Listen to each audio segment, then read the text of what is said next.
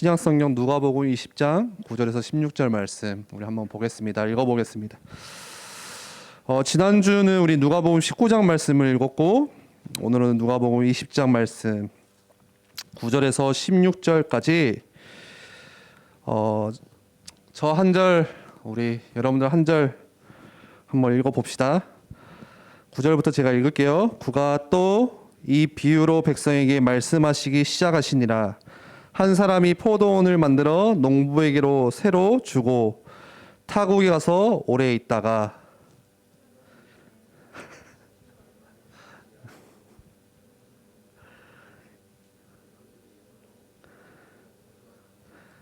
그래도 읽네. 나는 그동안 안 읽는 줄 알았어. 선생님들만 읽는 줄 알았어. 예, 감사합니다. 우리 10절 제가 읽을게요. 때가 이름 10절 아니지 11절이지. 다시 다른 종을 보내니 그도 몹시 때리고 능욕하고 거저 보내었거늘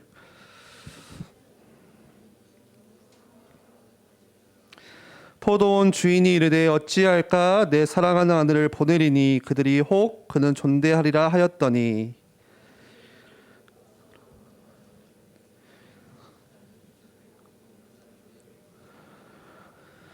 포도원 밖에 내쫓아 죽였느니라. 그런즉 포도원 주인이 이 사람들을 어떻게 하겠느냐.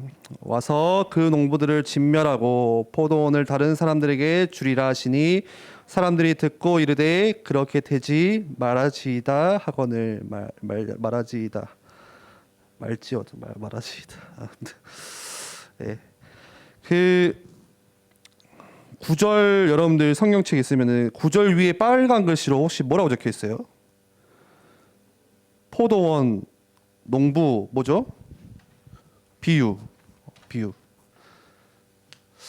예수님께서 이 땅에서 사역을 하시면서 여기저기 이제 중요한 말씀들을 설교들을 하셨잖아요. 근데 예수님이 하신 말씀을 그 중에 한 너무 중요한 말씀의 한 3분의 1은 비유를 통해서 예수님이 말씀을 하세요. 여러분들 그 비유법 국어 시간에 배우죠. 뭐 여러 가지 뭐 대꾸법, 뭐 은유법, 뭐 여러 가지 있잖아요. 비유가 뭐예요? 직접적으로 말하지 않고 그거를 다른 것에 빗대어서 설명하는 거를 비유법이라고 하잖아요. 네. 그렇죠. 뭐 예를 들어서 내가 막 지금 뭐가 먹고 싶은데 막 자꾸 뭐 이렇게 다른 이야기를 하면서 뭐가 어쩌네, 뭐 배가 고프네 하면서 막 아무튼 돌려서 말하는, 예를 들어서 뭐 그런 거겠죠.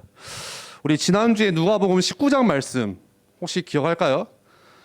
누가복음 19장 말씀도 예수님이 비유로 말씀하신 거예요. 한 주인이 있었다.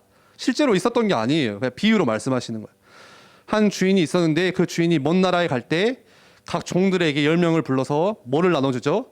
한 문화씩 돈을 주죠. 그래서 이걸 가지고 너희들이 불려서 써라 했더니 돌아와서 보니까 어떤 종은 막 10배로 불렸고 5배로 불렸고 또 마지막에 어떤 종은 그거를 전혀 아무것도 안 하고 그 주인이 무서워서 수건에 꽁꽁 싸놨다가 저는 아무것도 안 했습니다 했다가 다 뺏기고. 근데 그걸 통해서 예수님이 하시고자 하는 말이 뭐였어요? 진짜 하시고자 하는 의미가 뭐였어요? 결국에는 똑같이 우리에게 주시는 말씀이에요. 너희들 각자 한 명 한 명에게 오늘 예수님이 동일하게 주시는 한 문화가 있다. 그게 시간과 또 하나님께서 귀하게 주신 복음인 말씀이다. 그래서 그 시간과 복음을 내가 어떻게 사용할 것이냐, 어떻게 활용할 것이냐, 무엇을 위해서 쓸 것이냐, 예수님이 그 질문 던지시는 거예요. 비유법을 통해서. 그런데 왜 하필이면 예수님께서 직접적으로 이렇게 해라 하시지 않고 굳이 비유를 통해서 예수님이 말씀을 하실까? 그 이유가 성경에 나오는데 두 가지 중요한 이유가 있대요. 첫 번째는 천국을 소유하지 않은 자들에게, 다시 말해서 하나님을 만나지 못한, 하나님을 믿지 않는 사람들에게는 예수님의 이 말씀이 전혀 이해가 되지 않도록 하기 위해서 그러신 거예요. 예수님의 말씀을 듣고도 저 말이 도대체 뭔 말이야? 뭔 이야기 하시는 거야? 천국을 소유하지 않은 자들에게는 그 말씀이 이해되지 않도록. 왜 그럴까요? 예수님의 말씀에 많은 사람들이 자기식대로, 자기 이익 따라서 이렇게 말씀을 남용하기 때문에. 그리고 두 번째 중요한 이유는 반대로 천국을 소유한 사람들, 저와 여러분들이겠죠. 그래서 여러분들은 예수님의 이 비유 말씀이 아주 잘 들릴 거예요.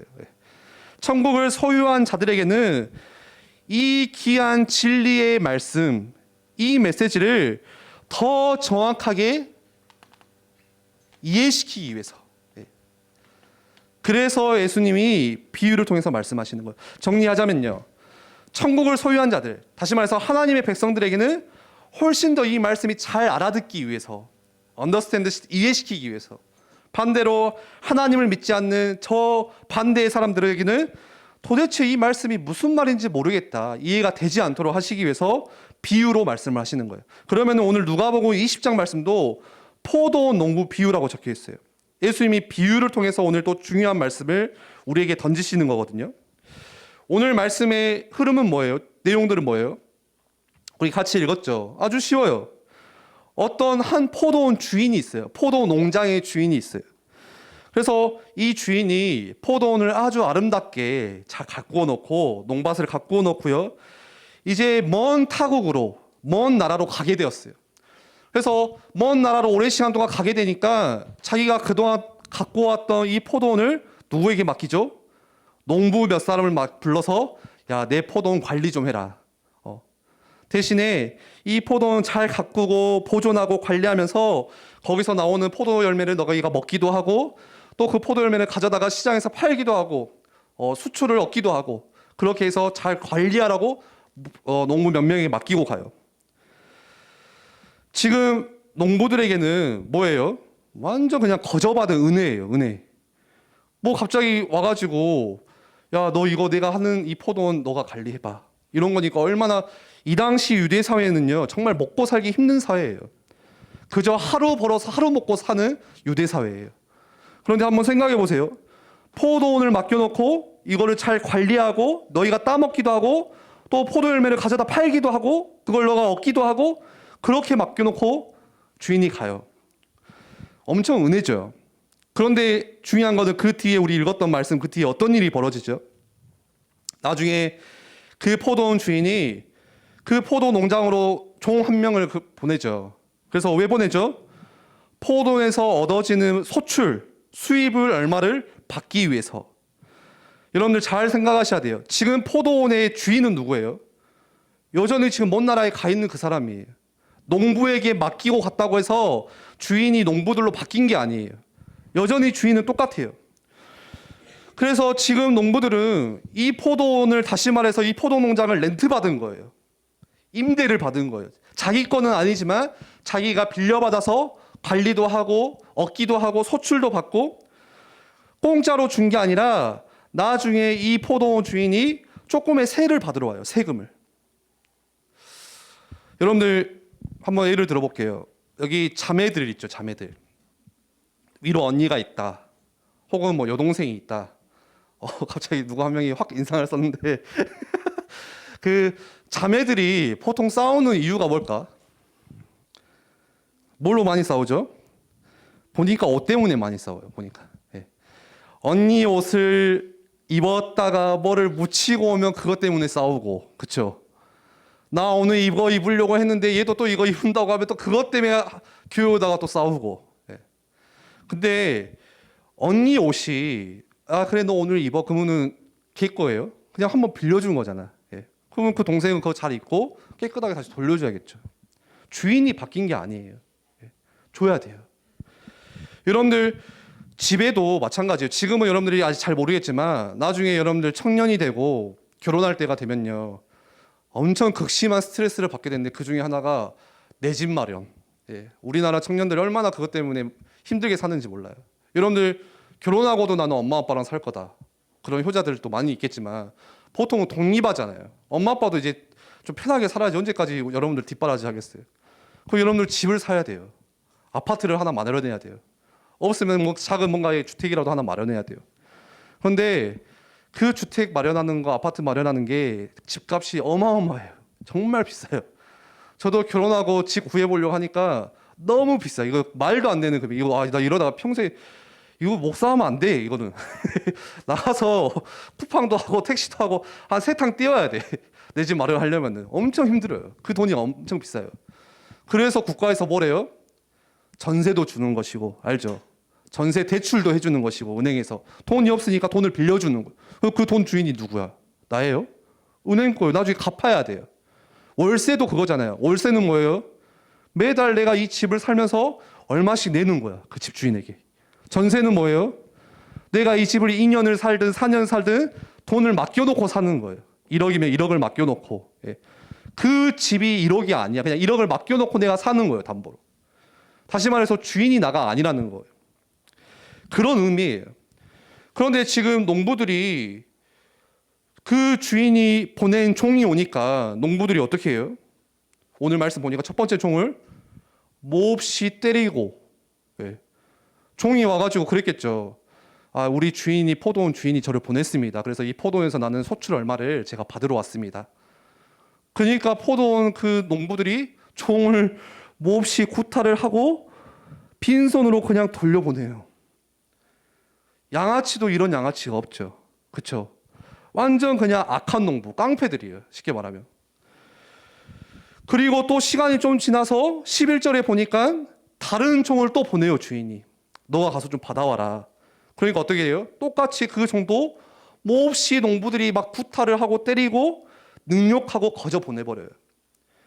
또 세 번째 종을 보내니까 어떻게 돼요? 그 종은요, 들어가지도 못해요. 포도원에 들어가지도 못하고 그냥 쫓겨나요. 잘 들으세요. 오늘 예수님께서 비유로 포도원 비유라는 말씀을 우리에게 주셨어요. 언제나 이 비유에는 뭐가 있냐? 예수님이 진짜로 주시고자 하는, 우리에게 알려주고자 하는 실제적인 의미가 담겨 있어요. 네. 그냥 심심해서 야 포도원이 있었어, 그런 이야기가 아니라는 거예요.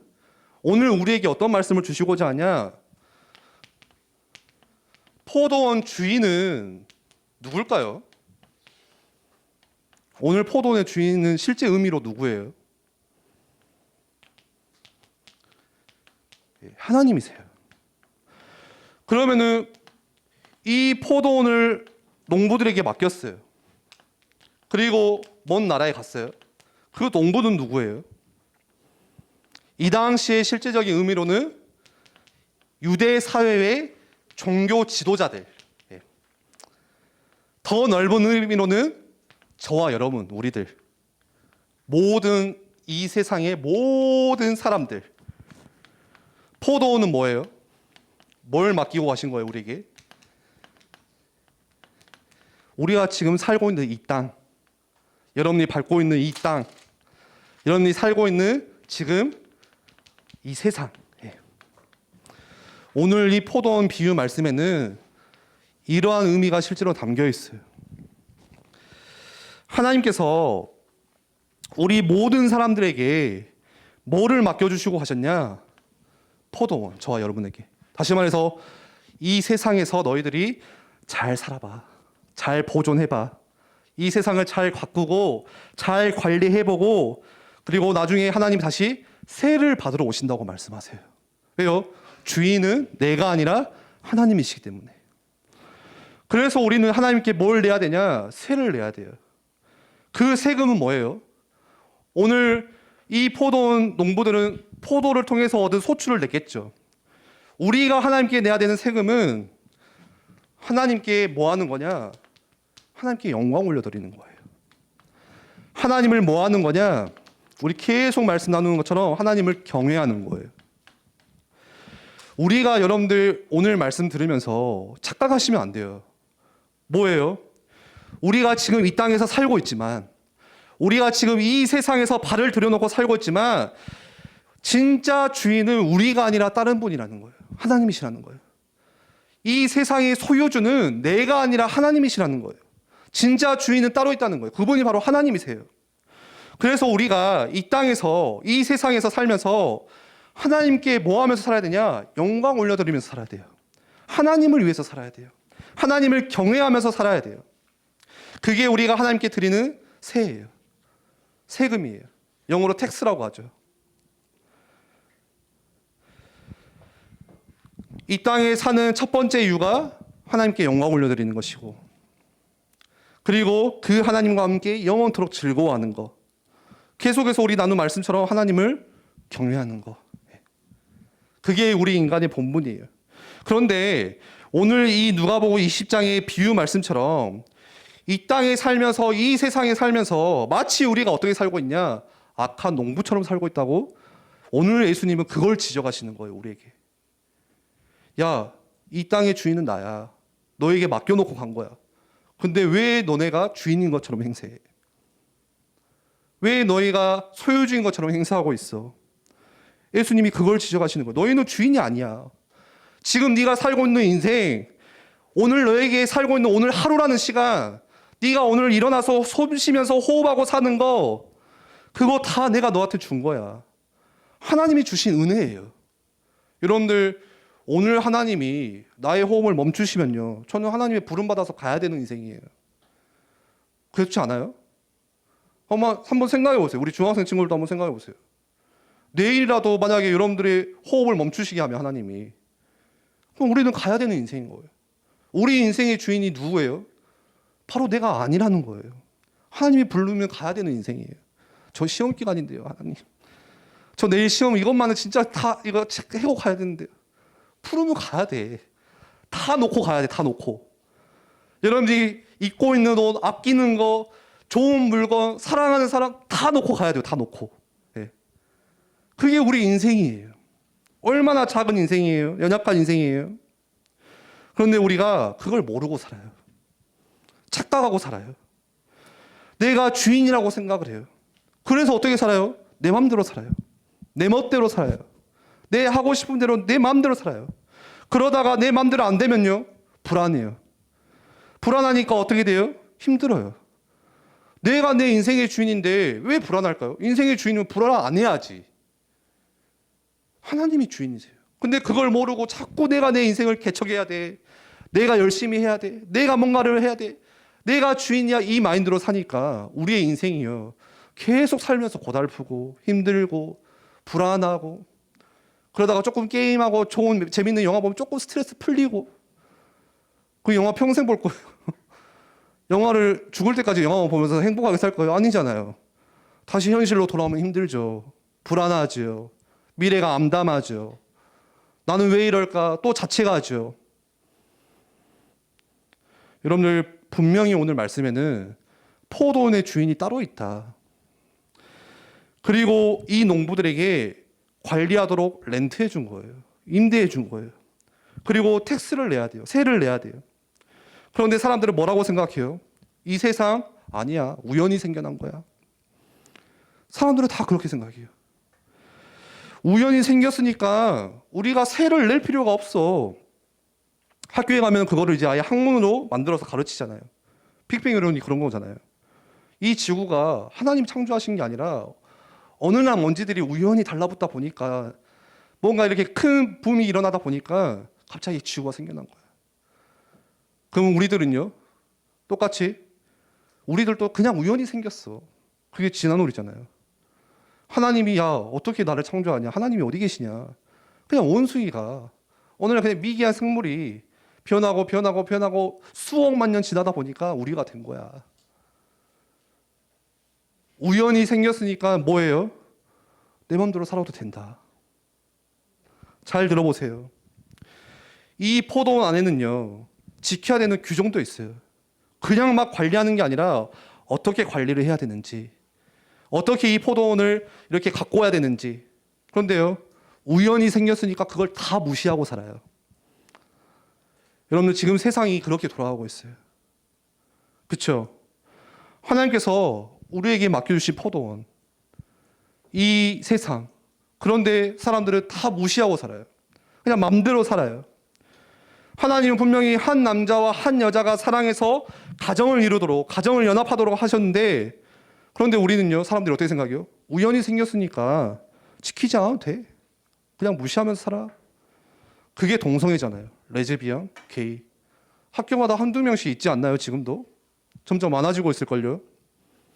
제가 이번 주에 비엔날레 그 시간 돼가지고 갔다 왔더니 막 뭐 이상한 거 있다가 나중에 한 마지막 관 가서 보니까 동성애 게이관이 또 하나가 있더라고요. 이렇게 미술 작품들이.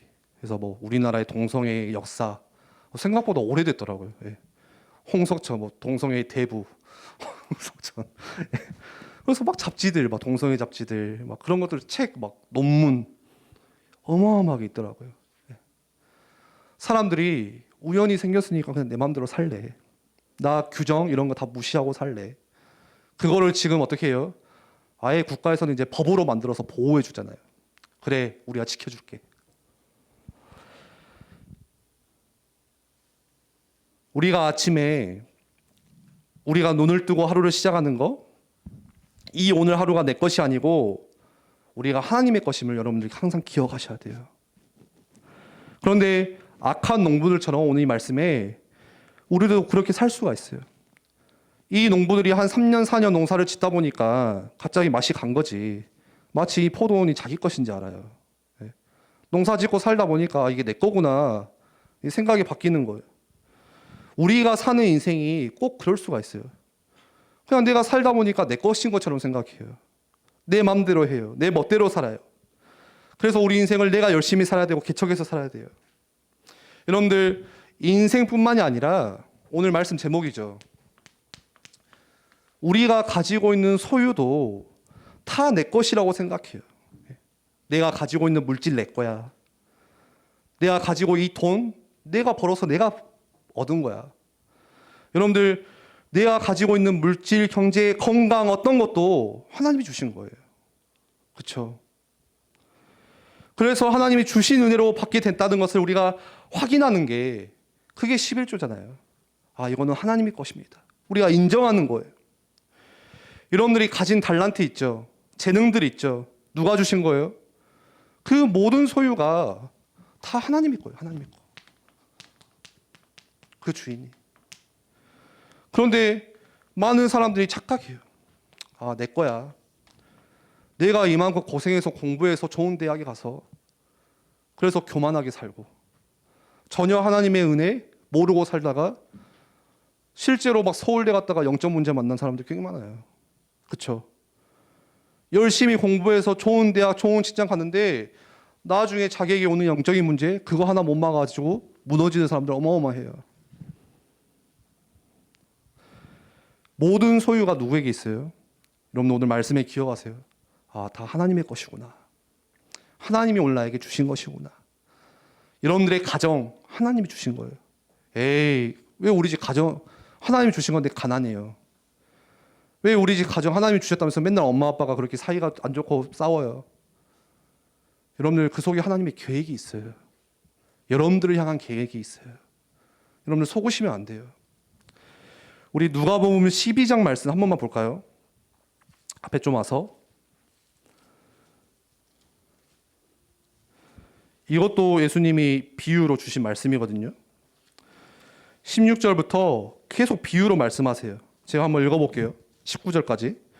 또 비유로 그들에게 말하여 이르시되 한 부자가 그 밭에 소출이 풍성함에 심중에 생각하여 이르되 내가 곡식 쌓아둘 곳이 없으니 어찌할까 하고 또 이르되 내가 이렇게 하리라 내 곡간을 헐고 더 크게 짓고 내 모든 곡식과 물건을 거기에 쌓아두리라. 또 내가 영혼에게 이르되 영혼아 여러 해에 쓸 물건이 많이 쌓아두었으니 평안히 쉬고 먹고 마시고 즐거워하자 하리라 하되. 한 부자가 있는데 오늘 이 부자가 하는 말 가운데 강조되는 단어 하나가 있어요.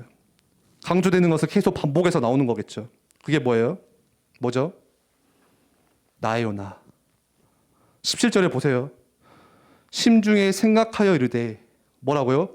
내가 곡식에 쌓아둘 것이 없으니 어찌할까 하고 또 이르되 내가 이렇게 하리라 내 곡간을 헐고 더 크게 짓고 내 모든 곡식과 물건을 거기에 쌓아두리라. 또 내가 영혼에게 이르되 영혼아 여러 해 쓸 물건을 많이 쌓아도. 다 뭐예요? 다 나예요, 나. 내가 내 곡식이에요. 내 것이에요. 포도원도 내 것이고 다 내 것이고 내 중심의 생활이에요. 그러니 하나님이 뭐라고 이야기하세요?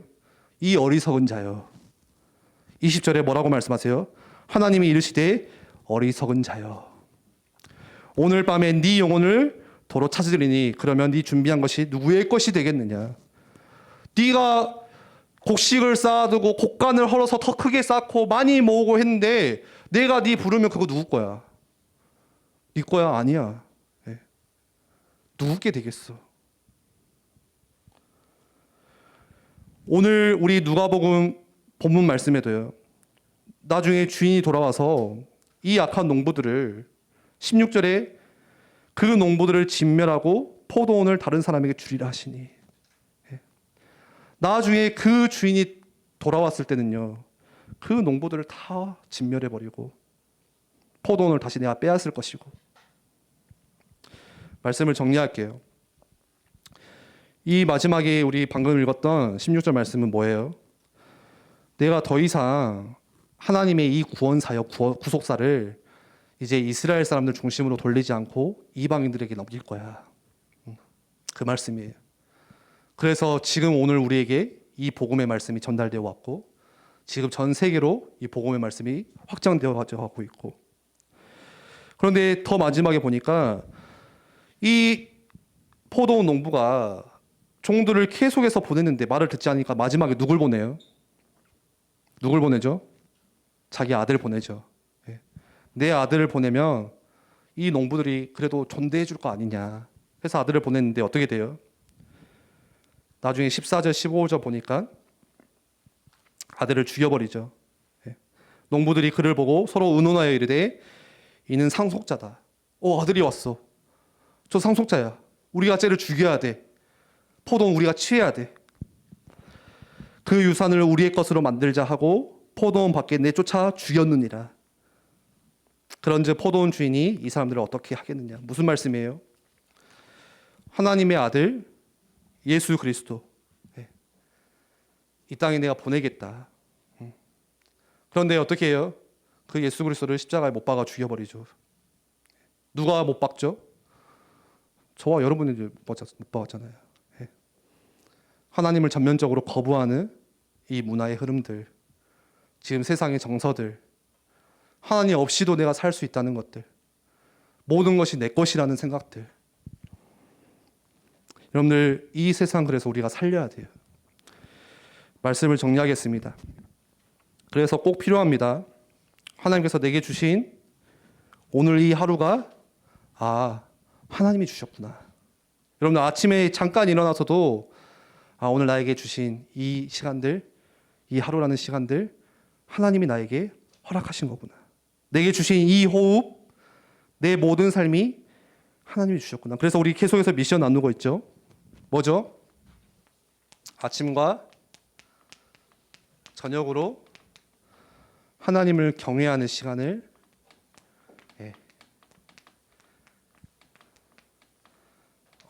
5분씩이라도 가지자.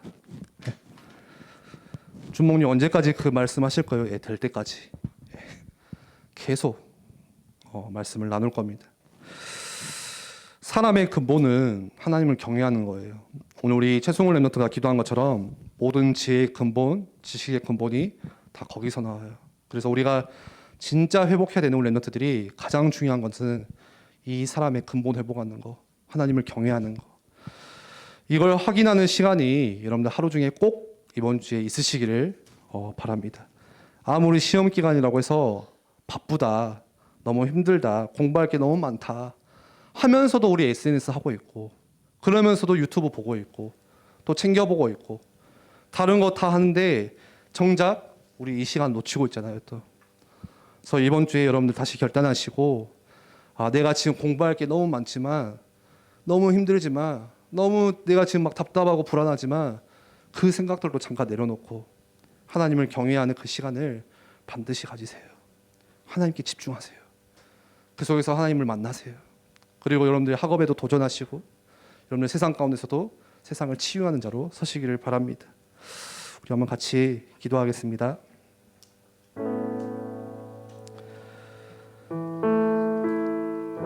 여러분들이 사는 이 세상에는, 자, 핸드폰 덮자. 응?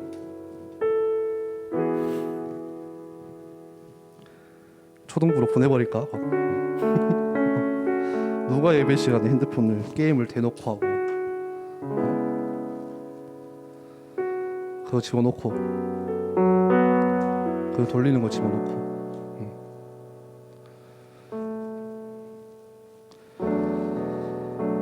여러분들 살아가는 세상 문화, 여러분들 오늘 뭐라고 이야기하죠? 사람들은 우연히 생겼다. 그래서 그냥 네 맘대로 살아라. 실제 우리 살면서 진짜 하나님 안 믿고 살고 그냥 하나님 안 믿는 데 와서 예배하고 그러면서 정작 밖에서는 또 내가 열심히 살아야 되고 내가 힘들고 그런데 그렇게 계속 살아가는 문화 속에 반드시 재앙이 찾아와요. 저주가 찾아와요. 이번 주에도 얼마나 그런 안타까운 사건 사고들이 많이 일어나요, 여러분들 주변에. 그래서 하나님께서 여러분들을 부르시는 거예요. 그 세상을 치유하라고, 그 세상을 살리라고. 그게 여러분들의 정체성이에요. 아니 오늘 이 시간 이 말씀 붙잡고 아니 이번 한 주간 내가 하나님을 경외하는 시간, 여러분들 스스로 혼자서 하나님을 바라보고 하나님을 묵상하고 기도하는 그 짧은 시간이 나의 모든 것들을 송두리째 바꾸는 회복하는 시간 될 수 있도록 주께서 역사해달라고 이 시간에 한번 같이 합심으로 기도하겠습니다.